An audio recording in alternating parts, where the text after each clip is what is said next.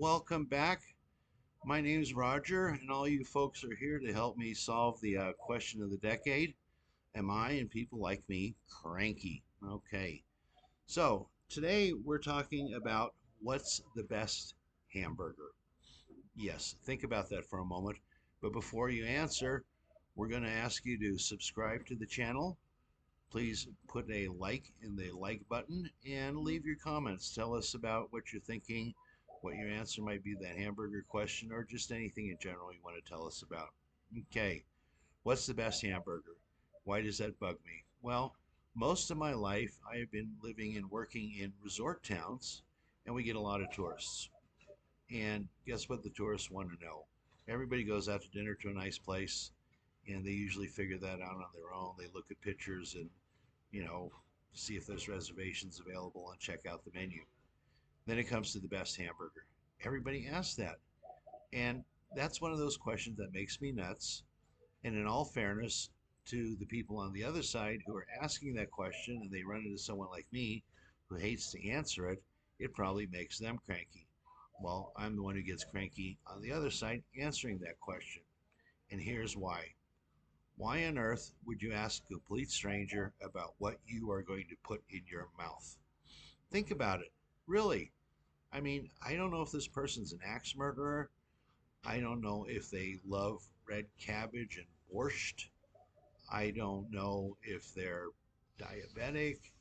I know nothing about them, and yet I'm going to ask them about a very important thing about what I put in my mouth. And when it's all said and done, a burger is more like a burger is more like a burger just about anywhere you go. It's pretty basic, and yeah, it's not impossible to screw it up, but it's not like there's one that is massively better than another one is. I don't know. Well, maybe I'm wrong. Maybe there's places you pay $40 burgers and they're really good, more so than the $18 burger. Who knows? Anyway, I just think that is a bizarre question, and it makes me crazy.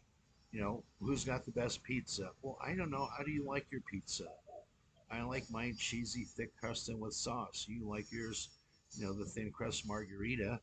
And I'm going to go to tell you to a place that doesn't have your style and it does have mine. So why bother even to ask in the first place? The second part of that question is living in a resort town. There's often Facebook pages that is for the tourists, and they're asking those kind of questions. They know even less about me. It's one thing to be asked face to face. It's another thing to be asked, over a Facebook page. I mean, for all they know, I live in Iceland and I'm answering their question. Or I could have lived here 10 years ago and the place I'm talking about isn't even in business anymore. Who knows? It is just such a bizarre place that we're willing to put certain very personal aspects of our lives into somebody else's hands, or in this case, literally mouths, putting it in my mouth.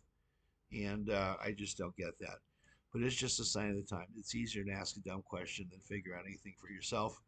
And when it's all said and done, you're going to get there. And no matter what I said or didn't say, you're going to like it or not like it. So, hey, come visit us down in Mexico and I'll answer for you. Where's the best goat soup stew? Yeah, you're going to ask that. Sure. You probably don't care what I say. You're not ever going to want that. So, anyway, that's today's crank. Hope you have an opinion on it, and we'd love to hear about it.